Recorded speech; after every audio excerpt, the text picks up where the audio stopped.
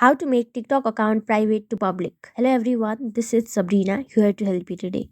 So without any further ado, let's get right into the video. First, launch your TikTok application. Then tap on your profile icon. After that, go to the menu bar from your top right corner. Now, go to settings and privacy. After that, go to account.